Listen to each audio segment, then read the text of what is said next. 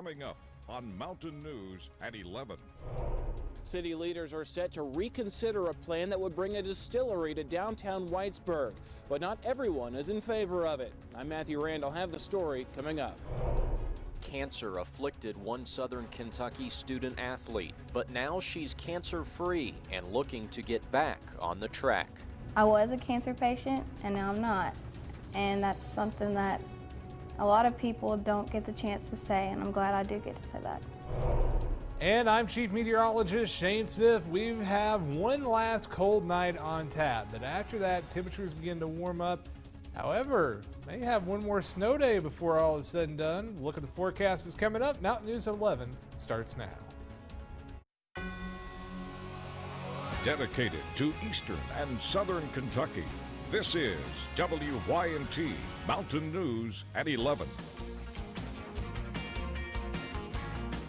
Another night of chilly temperatures. Good evening, I'm Tanner Hesterberg. Thermometers are set to drop into the teens overnight, and a few schools have already canceled classes for tomorrow. Chief Meteorologist Shane Smith is tracking this cold snap, and he has the first look at our forecast. Shane? Tanner, we're expecting those temperatures to dip down into the mid to lower teens area-wide once again tonight. We already set record lows this morning in Jackson and had a record cold high in London. And it looks like we may do similar tomorrow, at least with the lows. Check out what's going on Pinpoint Doppler. Right now, not a whole lot. We are mainly clear with dry conditions. That is really allowing those temperatures to tank. Now, I mentioned just a second ago that there's the potential for another snow day. That's not just tomorrow, but maybe the day after on Thursday, as we've got snow showers back up towards Minneapolis and St. Paul. And that system is diving our way, and it'll arrive around this time tomorrow. Here's a look at that record low from Jackson this morning. 15 degrees, shattering the previous record of 21 set back in 2005. Also, London set a record cold high temperature today, with highs only topping out around 28 degrees. Most of us into the low 20s right now, and we will see those thermometers continue to fall into the mid to lower teens over the next few hours. Also factor in the wind. It's feeling just a wee bit colder than that air temperature, and by tomorrow afternoon we'll only see those temperatures into the 30s. Then we will have more on the potential of a little bit of snow tomorrow night and a warm up after that coming up here in a few minutes.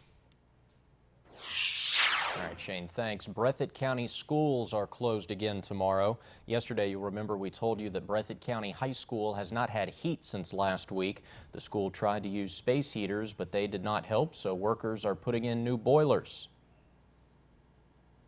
It's going to lose 2 days now because of the heat not being fixed before now. Say they planned on replacing the boiler during this time, but the cold snap came before they could finish. They hope to have the boilers turned on and the heating system working again by tomorrow afternoon.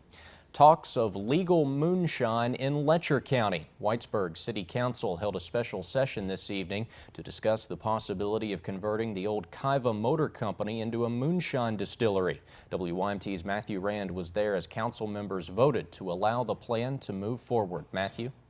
Tanner, one Letcher County businessman's plans have been on hold since September when the council authorized leasing the building to him but gave alcohol the no-go. The council revisited the issue tonight, paving the way for that first batch of legal liquor. It is a moneymaker, and that is what our county needs right now. Dozens of people showed their support of a new moonshine distillery in Whitesburg. Supporters say the new business could bring big tourism, much like Kentucky's bourbon industry. If we miss this opportunity, another town's going to get this. It won't be Whitesburg, it may be Hatter or Jenkins, but I think it's good for Letcher County as a whole. Others say moonshine is the wrong direction for Letcher County. As a Christian, I think that it's my duty to oppose the alcohol. Not necessarily the business that he's doing, but the alcohol itself. Entrepreneur Colin Foltz has big plans for the operation, which will occupy a historic downtown building. We're wanting to make a flavored moonshine using locally grown fruit, corn, everything that we can get local, and hopefully that's what's going to help the economy and let everybody that's in the county benefit from that wants to. Back in September, city council members told Foltz he could lease the building so long as his business plans didn't involve alcohol. In a split decision, the council voted to change the lease to allow alcohol. Mayor James Wiley Craft cast the deciding vote. We're getting a new business. We think and believe that that's going to draw some tourism dollars into the town. Combine that with getting an old city-owned building back on the tax roll, and Mayor Kraft says the distillery is a win for the city. Now, Fultz says he'll be applying for licensing to produce distilled spirits in the coming days and hopes to start renovating the building soon as well. Tanner? All right, Matthew, thank you. A two-vehicle crash this afternoon on US 421 on Pine Mountain sent one woman to the Harlan ARH. The highway closed for nearly 1 hour. Troopers say 24-year-old Kaylin Collins was traveling northbound as 60-year-old Bernd Gruner was traveling southbound. That's when Gruner's car slid on a patch of ice, causing him to lose control and hit Collins's car head-on. We do not know Collins's condition at this time. A faculty member at Hazard Community and Technical College is sharing the story of how he broke up a fight on campus yesterday. Victor Gaynor jumped into action when he heard two students fighting near his office. One of them had a box cutter, and Gaynor was hurt as he tried to split them up. Gaynor says he does not know what would have happened if he had not stepped in. It's just he could have took somebody's life. You know, he could have easily killed that young man. He could have easily killed me. You know, because, you know, when you got a box cutter in your hand, you swinging it, you just never know where you're going to hit somebody at. Now, this isn't the first time Gaynor has potentially saved someone's life. If you'll remember, back in 2010, he stopped a man who was trying to stab District Court Judge Leanne Stevens at the Circle T in Hazard. An early season matchup between two top 5 college basketball teams tonight at the Champions Classic in Indianapolis. WYMT Sports Director Josh McKinney joins us now for more on number 1 Kentucky versus number 5 Kansas. Josh? Well, Tanner, a big early season test for the nation's top-ranked team. John Calipari and number 1 Kentucky facing off with number 5 Kansas in the Champions Classic. Wildcats crashing the boards off the missed free throw. Alex Poitras can't connect, but Willie Cauley-Stein doesn't miss the putback jam. Cats up 12. Karl Anthony Towns seeing the floor, kicks it out to Andrew Harrison, drains the 3-ball. Kentucky now by 15. Kentucky is currently leading Kansas in the second half by a score of 53-35. And Tanner, of course, we'll have a little more on this game a little bit later in sports. That, Josh, thanks. Well, imagine getting ready to start your freshman year as a college athlete and finding out you have cancer. That was the reality facing Samantha Lay, a Corbin native who planned on competing for the track and field team at the University of the Cumberlands this year. Samantha fought her cancer and won, but she told me her journey might not be complete until she makes it back to the track. The scars on Samantha Lay's neck remind her where she was just a few weeks ago, in surgery to remove more than 40 lymph nodes and her thyroid. You don't think anything like that could happen, but in the end, it makes you a much stronger person. Lay eventually received a cancer-free diagnosis, but doctors told her to stay away from the track. Cancer prevented Samantha Lay from being on this track, but she says that wasn't the worst part of battling the disease. That came when she had to be quarantined for 5 days while undergoing radiation therapy to kill her cancer cells. I was a danger to other people because I was excreting so much radiation from my body. So I didn't have to stay in a hospital or anything, but I had to stay in my room. I couldn't come out. Everything had to be washed 3 or 4 times, everything that I ate out of or my clothes that I wore. And after a couple weeks of healing, Samantha did something her doctors advised against. She started college. I was just so set on going to college. I did not want to miss out on anything. I wanted to continue my life. I feel like cancer shouldn't have took that part away of life for me. Drawing strength from her mama, who also battled cancer. I just find strength from her, and mostly because of God. He has got me through everything. Even if she never runs another race, Samantha will tell you she's already won so much. I was a cancer patient, and now I'm not. And that's something that a lot of people don't get the chance to say, and I'm glad I do get to say that. I just want to be an inspiration to people, that you can come out of it. Samantha says she is going to major in special education at UC. Coming up on Mountain News at 11, the votes are in. We'll tell you whether a bill to approve the Keystone XL oil pipeline passed the Senate. You're watching Eastern and Southern Kentucky's #1 source for news, Mountain News at 11 with Tanner Hesterberg, Erica Glover, Sky Alert Weather with Shane Smith, and Sports with Josh McKinney. The long-running battle over whether to build a new pipeline to carry Canadian crude oil to the Gulf Coast will be a little longer. A Democrat asked for the vote on the Keystone XL pipeline to help save her Senate seat. She got the vote, but not the outcome she was hoping for. CBS's Craig Boswell has this report from Capitol Hill. After 6 years of debate and delay, the Senate rejected a bill to authorize the Keystone XL pipeline. The 60-vote threshold having not been achieved, the bill is not passed. Democrats blocked final passage, even though one of their own pushed for the vote. The pipeline is popular in Louisiana, where Senator Mary Landrieu is in a runoff election to keep her seat. This is for Americans, for American jobs, to build an American middle class. Many of her colleagues oppose the pipeline, calling it a threat to the environment. And that's why I call it the Keystone Extra Lethal Pipeline. Republicans slammed the Democrats for blocking the bill, saying the pipeline would be a big boost to the economy. I only wish that at long last the Democrats would have gotten the message on this, and it just seems like they are held captive by the far left wing of their party. Even if it had passed, the White House had signaled President Obama was likely to veto the bill. It certainly is a piece of legislation that the president doesn't support. Republicans have vowed to bring the bill up for a vote again when the new Congress convenes next year. Craig Boswell, CBS News, Capitol Hill. Last week, the GOP-controlled House passed its version of the bill, renamed the Cassidy Keystone Solution, for Landrieu's Republican opponent, Congressman Bill Cassidy.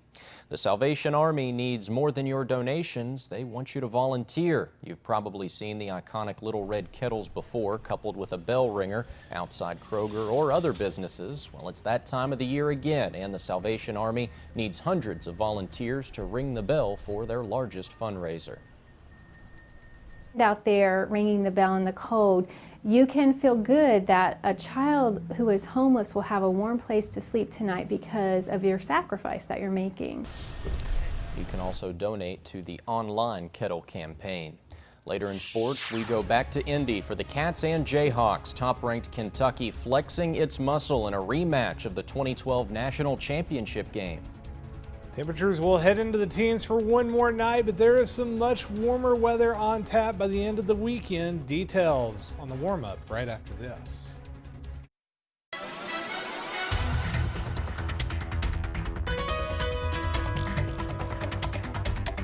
Well, some good news, but not great news, Shane. A warm-up is on the way, but it's still going to be really cold. It is going to be very chilly, especially again tomorrow morning. Teens, once again, record lows in jeopardy of falling.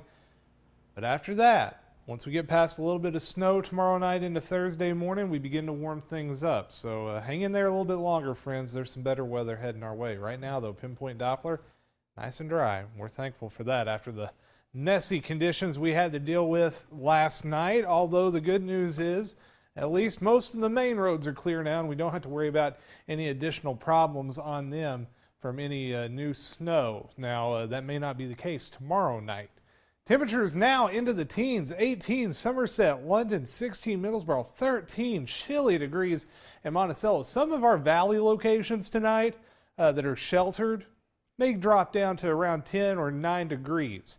It's going to be really cold out there. 20 up in Painesville, 19 up the road in Ashland. Just a very, very, very chilly night. Wind chill making things feel just a smidge colder, although that breeze has really died down once the sun set, although that wind chill right now in Lexington, 5. Ooh, cold. Satellite radar shows mainly clear skies. That'll be the case for the remainder of the overnight. Tomorrow morning, the commute, clear, cold. Just be sure to bundle up, friends. We're talking air temperatures into the mid-teens. The wind chills won't be as bad tomorrow morning as they were this morning. This morning, we had wind chills into the single digits. Here's the thing to watch out for, though, tomorrow. Notice that a little reinforcing shot of colder air back up towards Des Moines, Iowa. Yeah, that's moving towards us. Weak cold front a little bit of moisture with it. That's going to dive into the Ohio Valley over the next 24 hours, and I think by this time tomorrow, may be producing a few light snow showers here in eastern Kentucky. Now, Future View, really not optimistic about our chances, but I'm thinking it may be a little bit better than what it's showing. It struggled a little bit with some of these lighter snow events due to the northwest wind over the last few days, and I think it may be just enough to cause some additional travel problems late Wednesday into Thursday morning. Now, temperature-wise, Wednesday, I think we top out into the low 40s. Future View trying to take us into the mid-40s. I think it's going to take a little while to scour all that cold out of here, and then we'll be into the 20s on Thursday morning and near 40 Thursday afternoon before that next cold front moves in. Wind chill's not nearly as bad tomorrow, only about 5 to 10 degrees below the actual air temperature, unlike today where it was more like 10 to 15 degrees colder. And the big story is the warm-up late in the week. We will see those temperatures return to the 60s by this weekend. However, it may be a short-lived warm-up. Looks like another round of cold air may be reloading and moving in for the middle of next week. But right now, Tanner, doesn't look as cold as what we saw over the last few days. This has just been unusual weather, historic record-setting cold in eastern Kentucky. Certainly has, Shane. Thanks. Coming up next in sports, the EKU Colonels welcome in the Kentucky Christian Knights, and the Jackson City Lady Tigers are next in our Round Ball preview series.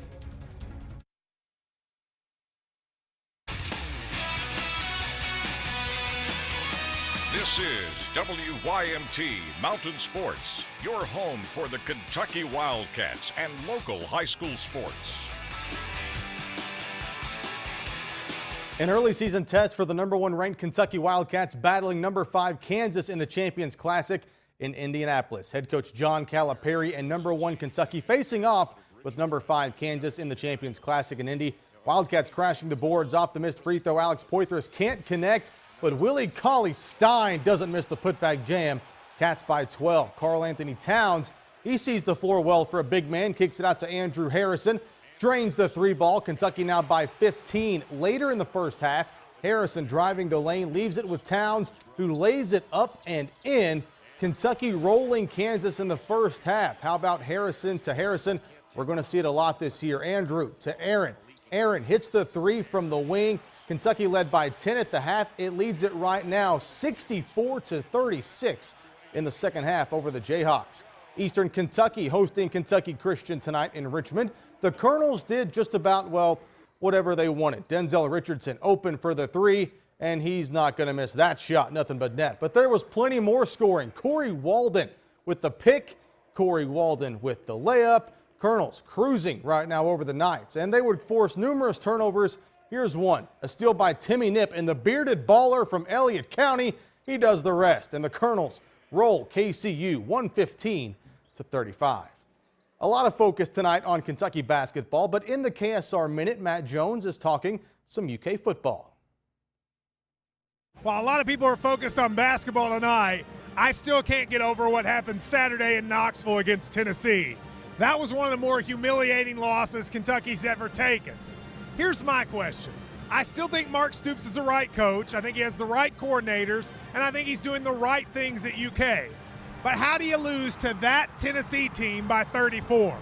If you look over the last few years, Kentucky's been down while Tennessee's been down. But yet our margin against them keeps getting worse. In 2011, we beat them. In 2012, we lost by 10. 2013, we lost by 14, and now we lose by 34. If Kentucky is ever going to really win in the SEC, they've got to do better than Tennessee. They are a team they just simply have to jump, and it looks like we continue to fall farther and farther behind them. That's a problem. I still think Mark Stoops is doing the right things, and we can forget all of this if we beat Louisville. But you do have to worry about the fact that Tennessee, maybe the Cats' most important rival, certainly put a whipping on us now and for the future. I'm Matt Jones, and this is the KSR Minute. Coming up, the UK Hoops team had a big win over top 10 Baylor Monday night. We hear from the Cats about their big night in Rupp Arena.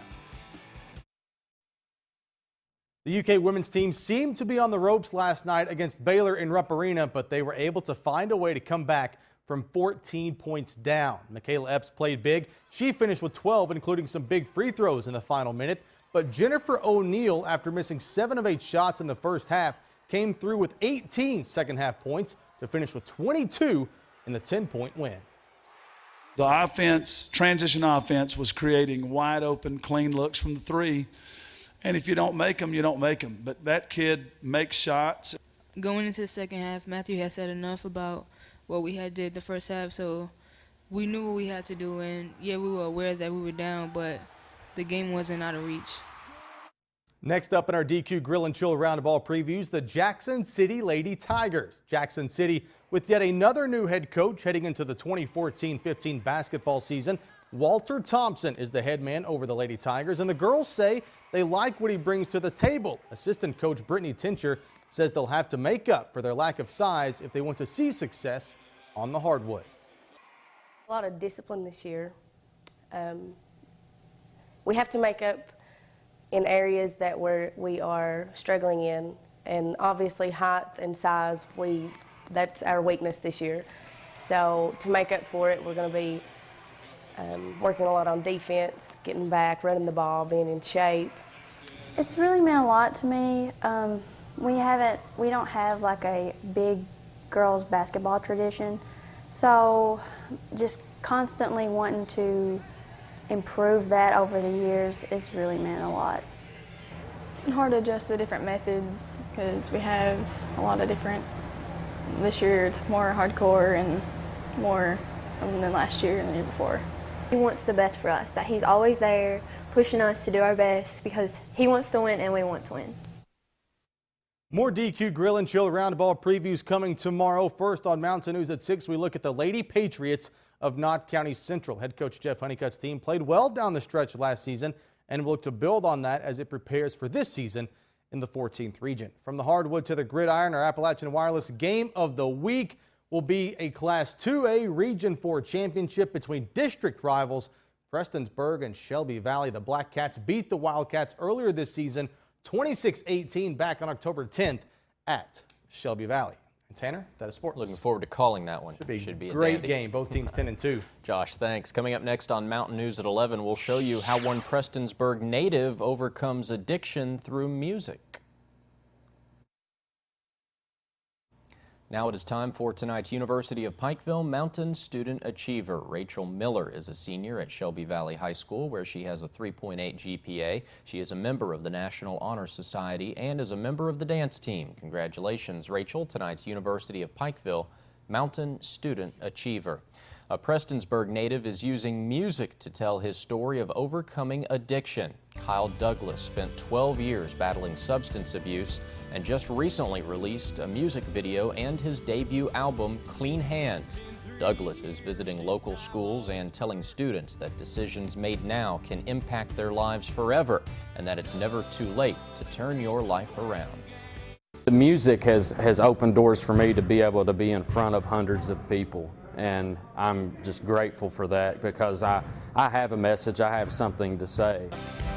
And you can find more information on Douglas on our website, WYMT.com. Shane, very quickly, a final look at weather. Teens in the morning, highs tomorrow just shy of 40. A slight chance of snow tomorrow night into Thursday morning. There you go, Shane. Thank you. Thank you for joining us tonight. You can always find the latest headlines on WYMT.com. Letterman's up next. Have a good night.